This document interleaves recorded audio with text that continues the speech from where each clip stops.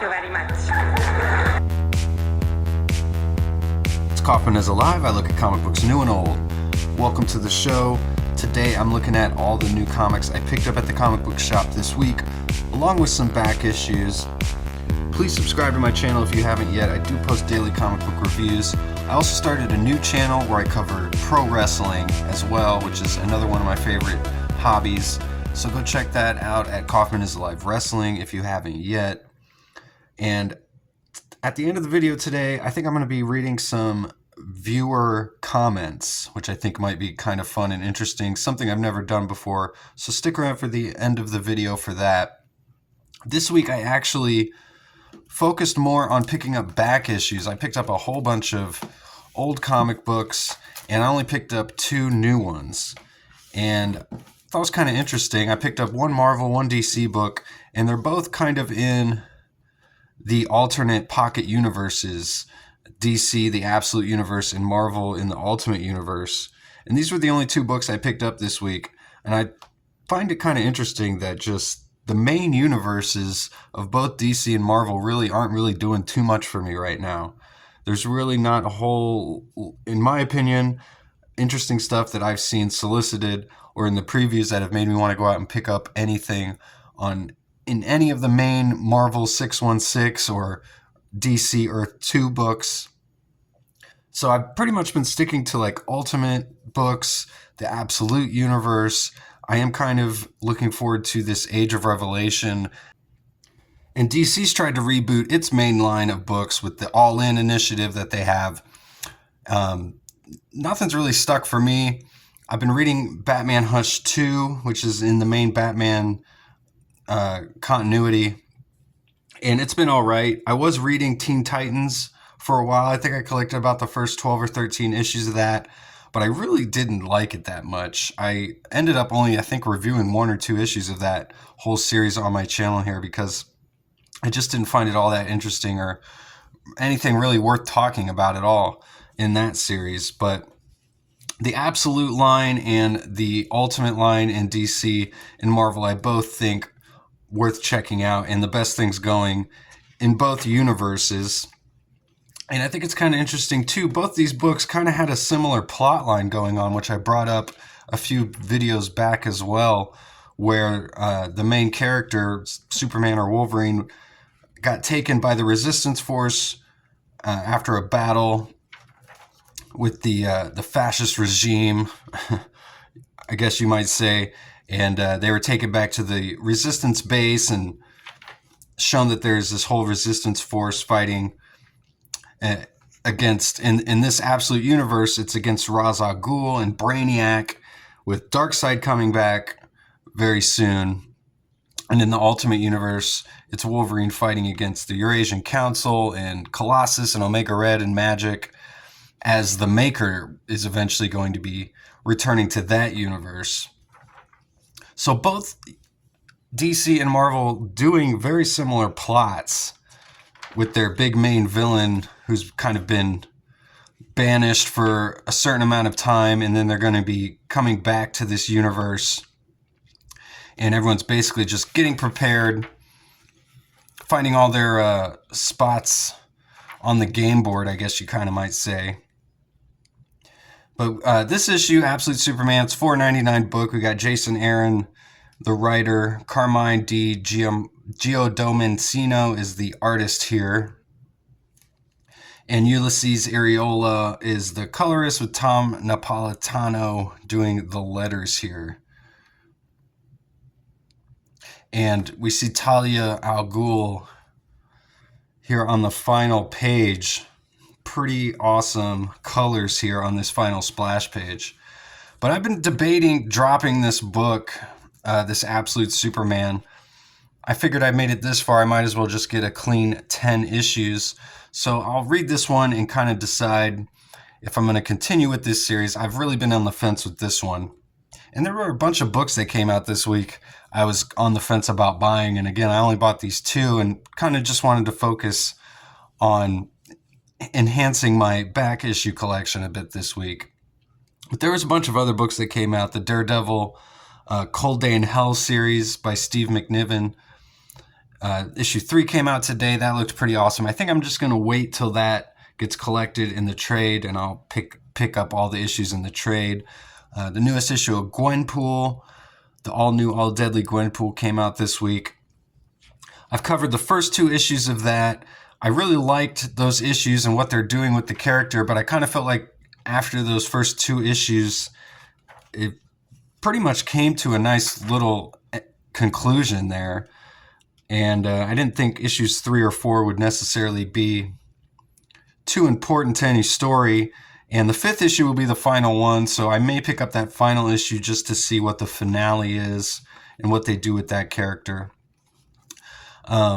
New Uncanny X-Men came out this week. There's a new Wolverine series written by Chris Claremont that just came out, which had a pretty awesome looking cover as well. But I'm not too interested in reading like any new Chris Claremont right now at this point. And there's just such a proliferation of Wolverine books. It wasn't anything I was too interested in. And a lot of the other X-Men books too seem kind of lame duck leading into this Age of Revelation. And I dropped Uncanny X-Men a few months back. I am trying to pick up some of those newer issues though in some of the discount bins if I can find them. This Ultimate Wolverine series has been pretty cool. Although they've kind of reverted Wolverine back to the status quo, you might say, kind of. He had this cool mask in the first 6 issues, but he's taken off that like face mask now. And he's just got this beard. So he's got a different look at this point here in the series. And this Archangel appearance looks pretty awesome here. Believe it's Alessandra Cappuccio doing the artwork here. And Chris Condon, still the writer. Brian Valencia doing the colors. Corey Petit doing the letters. This was a cool cover, though. Just the A cover of this. Pretty awesome with like the blood streaks on the metallic wings there with Wolverine's reflection. Really cool looking cover there by Alessandra Cappuccio. And this was a $4.99 book. Again, this was the only other new comic book that I picked up this week. I do feel like there was some other good new comics that came out this week, but those are the only 2 that really interested me. Again, I was more interested in picking up some back issues this week. I picked up Doom 2099 number 2. I got this out of the quarter bin. I've got the first issue of Doom 2099. I've had that for a long time. I don't think I've ever picked up any other issue, though. So, no better place to start than issue 2. And with all the hype surrounding Robert Downey Jr. coming back to Marvel to play Dr. Doom in the upcoming Avengers movie, I thought this might be a kind of cool issue to add to my collection here. Just Doom 2099, number 2 here. This came out in 1992.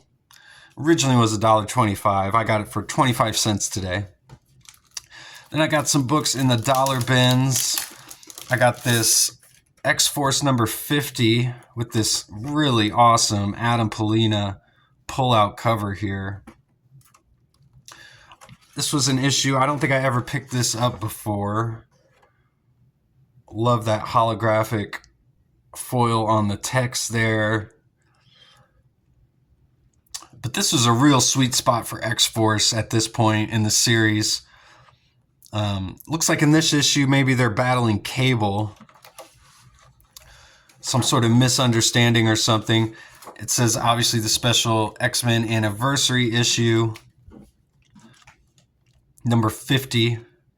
But Adam Polino was really doing some great artwork in X-Force. I really feel like X-Force has always been a title where Marvel has put like a new, young, up-and-coming artist on the book, like with Rob Liefeld obviously was the original artist on X-Force, and he was succeeded by Greg Capullo, who was very young at the time, and Adam Polina, who I don't know has done too much other work besides this X-Force stuff, which is just some real blowaway stuff. And even some of the more recent X-Force runs, they had Joshua Cassera doing the Krakoan reboot of X-Force before he really made a name for himself doing X-Men and Wolverine. So X-Force has always kind of been that title for Marvel. And this looks like a pretty good one, a double-sized issue, anniversary issue, of course. But again, I love this era of X-Force. They've all got these, matching costumes, the color coded, the purple and yellow X-Force costumes that they've got. And it's just a well-developed team at this point. Shatterstar, Siren, Warpath, got Boom Boom or Meltdown, whatever you want to refer to her as, and Caliban, Cable, and Domino. So pretty awesome team. Looks like we get a New Mutants homage here, coming out of the mind of Cable. Of course, the New Mutants book became X-Force.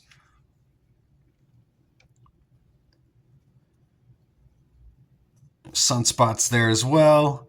And he says, now let's go home. So, and Holocaust here making an appearance as well. He's on the cover. Of course, the Age of Apocalypse villain, the son of Apocalypse, Holocaust here, making a rare appearance. X-Force number 50. Pretty awesome. Then we got Sabretooth number 3. Now, I've had that first issue of this Sabretooth miniseries forever. I'm pretty sure I used to have the second issue, but I don't think I've ever picked up the third issue. And I don't know if this is the final issue of this miniseries or not. No, there's one more after this. So yeah, this was a 4-issue miniseries. It says to be concluded. We got Mark Texeira doing the artwork on here. And Wolverine battling Sabretooth. Larry Hama doing the writing. So a great creative team and great characters here. We got Mystique as well. I love that. The way they show her shape-shifting here. That's awesome by the artist Mark Texeira.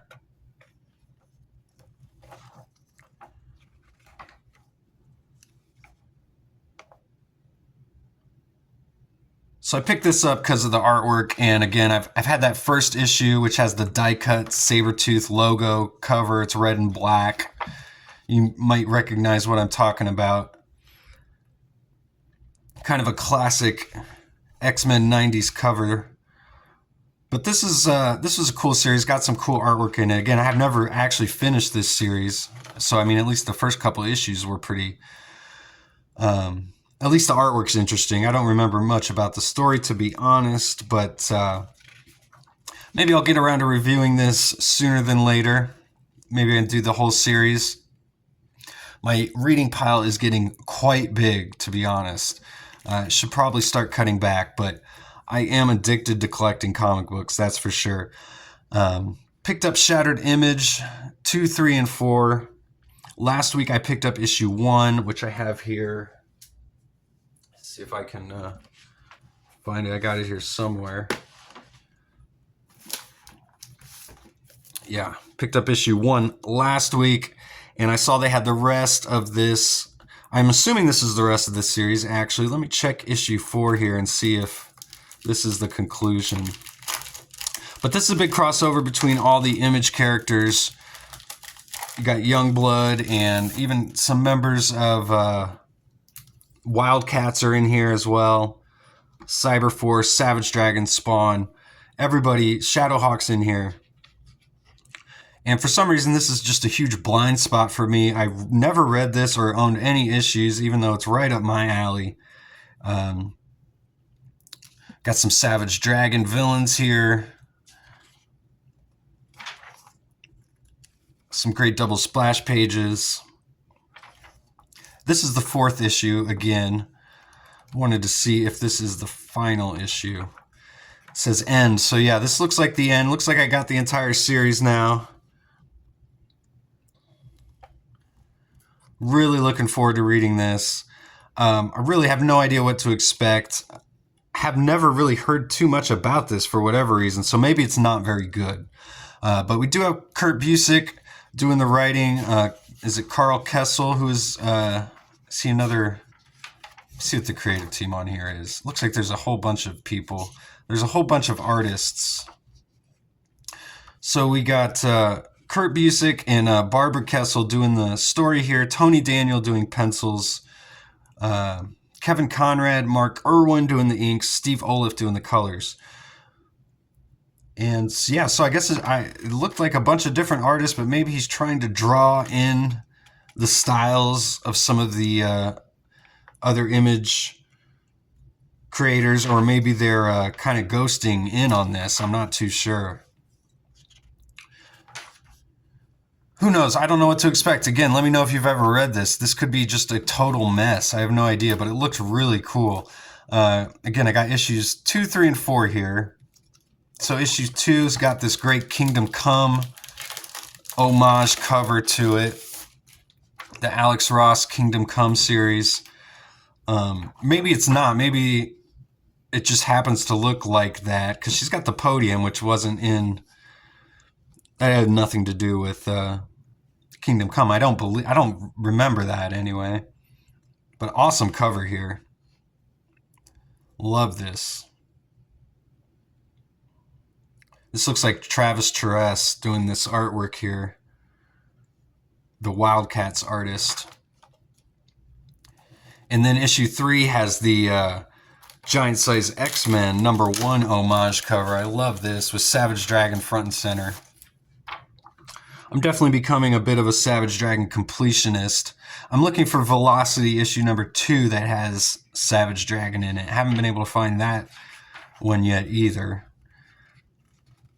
This one's even got Witchblade from Mark Silvestri.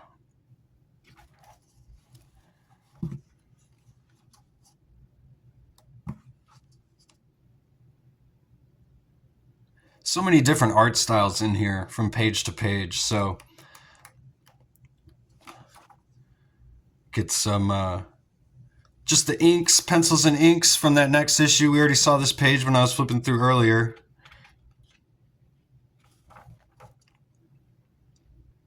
So this is Dan Norton doing the pencils on this issue with Sandra Hope. So it looks like they may have different creatives on each issue. So, and Tony Daniel's doing the covers on most of these here. Final thing I got today was Savage Dragon #181. I picked up 183 last week, if I'm not mistaken, and I've already got 182, so I got a nice little 3-issue run going here, along with all the other hundreds of issues I've got. But been collecting all these Savage Dragon issues that I don't have, and my comic shop has kind of restocked their back bin of Savage Dragon stuff, which has been great. So I've been trying to pick up an issue every week when I go to the comic shop. And again, this one was cool because it's right around some other issues that I have. It's actually right before a couple issues, which is good. So I can get caught up on the story leading into it. Of course, Eric Larson, the writer and artist here. They've just announced Eric Larson's going to be returning to Spider-Man. He's going to be writing the Spider-Man Noir series coming out at Marvel this October. Wow, this is hilarious. It says, it was inevitable, I suppose, but Savage Dragon 179 received no mail whatsoever. Consequently, this is what the letters page looks like without you doing your part. And he's just got a blank letters page here. He's got his little name down there. Never seen that before. That's hilarious. This came out in 2012, so yeah, everyone's probably switched to email at this point. He's probably not getting a lot of handwritten letters back in 2012, although I feel like the pendulum's kind of shifted around a little bit in recent years. People have started sending more actual mail into him, or maybe he's just printing a lot more emails. But another reason I picked up this issue was because it looks a lot like the newest issue of Battle Beast, this cover. Battle Beast #3. So I just wanted to put these side by side. They're definitely a little bit different. Battle Beast has got blood everywhere coming off his giant weapon there, and Savage Dragon's got all these little rocks and asteroids in space. But I love the way that Ryan Ottley does space. He draws it a lot like Eric Larson depicts space. They do it in a similar way. And the pose is almost the same here. So I wonder if this was a friendly homage or a swipe. I'm not quite sure. Let me know what you think in the comments, but I think it's got to be an homage. Who knows, though? This Savage Dragon could be an homage to something, because Larson's always homaging and paying tribute to classic Marvel and DC comics. So, and actually, that Savage Dragon 277, the most recent issue, he pays homage to Batman number 9, and DC just reprinted a facsimile edition of that as well. And Marvel has been putting out some pretty awesome facsimiles as well. If you haven't been keeping up, they've been reprinting all the classic Fantastic Four issues from the start, and they've reprinted the Galactus and Silver Surfer issues, and they've been reprinting the Dark Phoenix saga from the X-Men books. And those are all generally, I think, priced at about $4.99. They're about the price of a normal new comic book, but they're reprint facsimiles. I highly recommend picking those up if you get a chance. All right, so I said I was going to read some comments from some viewers here at the end. So I'm going to do that while I keep flipping through some comics here. I got one from Matthew Palmer 3477. This is from my review, The Age of Apocalypse, Astonishing X-Men #1. He said, Joe Mad and Lobdell, that's Scott Lobdell, did create Blink, but it wasn't in Age of Apocalypse. She appeared in the first few issues of the Phalanx Covenant that led up to the creation of Generation X. I believe they killed her off in the event, if I remember correctly. Blink was definitely my favorite character in AOA, though. They made her into an absolute powerhouse. I really wish she would have gotten mainstream treatment on the main timeline teams, though. She got shafted again and was put onto the Exiles years later. Such a waste of a great original character. And that was in response to what I was talking about in my video about the character Blink. And definitely agree with what he's saying there. Did not remember that she first appeared in the Phalanx Covenant, but that did ring a bell once he said that. And I got to go back and look at my Phalanx Covenant issues. Was it in Generation X, I think is what he said. Have to go check that out. And I totally forgot that she was a pretty prominent character in that Exiles book that came out a few years later. The Malibu Marvel crossover book.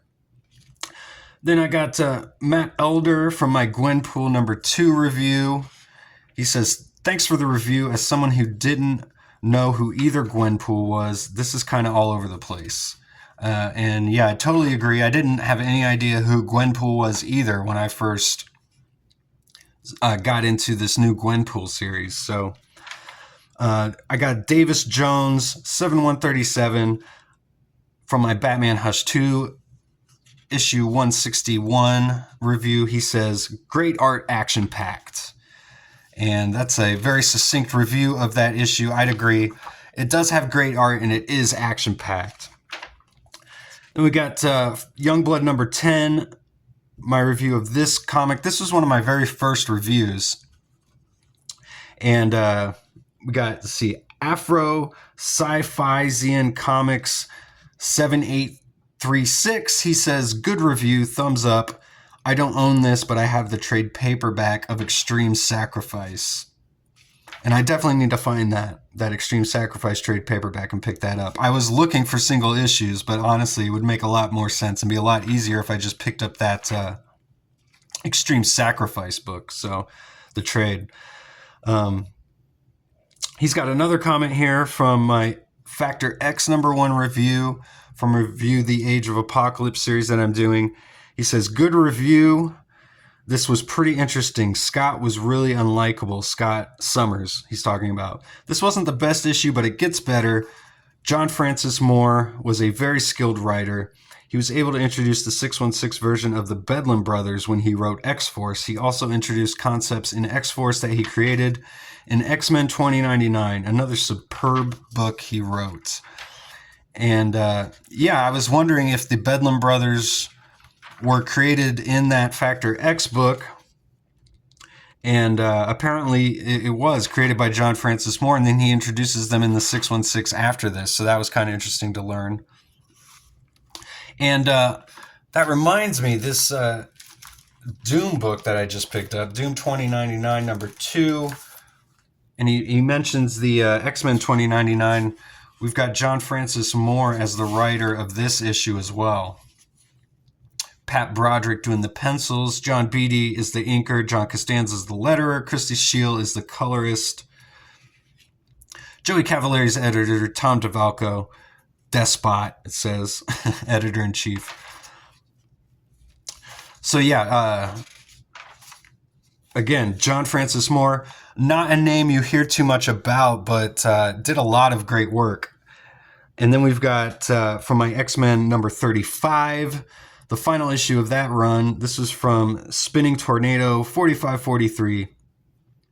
He says, Rogue isn't Nightcrawler's half-sister, which is something I brought up, which I was trying to explain how Rogue was the adopted sister. I just used the phrase half-sister, but that's technically true. She's not his half-sister. But he says she's still his adoptive sister, even though the terrible retcon of Nightcrawler's origin and parentage, that backup story is a joke after how many hugs Nightcrawler gave to Mystique and Destiny, and declarations he made about how they were his legitimate family sets the retcon. X-Men Blue Origins and X-Men Forever. It's a bigger joke after the wedding special, where he happily and wholeheartedly danced with them. This backup story is badly drawn and reads like fan fiction after Krakoa revealed Nightcrawler had less than innocent thoughts about Rogue and had him make a law about making more mutants while looking intently at Mystique. The retcon was pointless, and Mystique's progression in her relationship to Nightcrawler since she was revealed to be his mother in 1991 was reset back to 0 over nothing, while he looks utterly pathetic once again.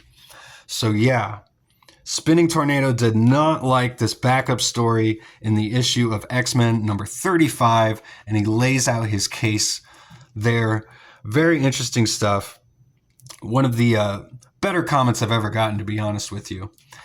Then on my Marvel announcing that Eric Larson is returning to Spider-Man Noir for a 5-part miniseries, I've got Kevin Strange, 6836 here. He says, great. Between this and the 18 hours a day he spends on Twitter under sock accounts raging about Trump, we're never going to get the Savage Dragon issue 100. That's definitely one way to look at it. Although, to be fair, Larson's not on Twitter anymore. Then I've got Mike's Total Dragon Channel 3743 from my Absolute Batman issue 10 review. And he says, I think I'm out after this issue. And totally understandable. I could see old school Batman fans not really being into where Absolute Batman's going. It's pretty crazy. As my title suggested on the video, it's off the rails. And definitely go check out Mike's Total Dragon channel as well. He reviews comic books as well. Go check out his channel. And go check out Pop Culture Discoveries as well. She's got a great channel. She's one of my top commenters. She commented on my Batman Hush 2 video. Issue 161, she says, the original is hard to top. I think you're right. Which is in response to something I said in that video. Then I got Garage Geek 4863. He says, I want more and more right now. Marvel is doing the first 10 issues of Fantastic Four, and I hope they keep going or do that with others like Amazing Spider-Man. And this is a comment from my facsimile.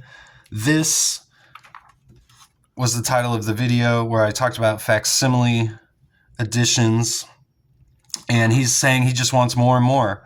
And again, I'm a big fan of the facsimile editions. So I think I'll end it there. Thanks again for watching and commenting. Please like and subscribe to my channel. I do post daily comic book reviews. I just love talking comics, and I'll see you guys on the next one.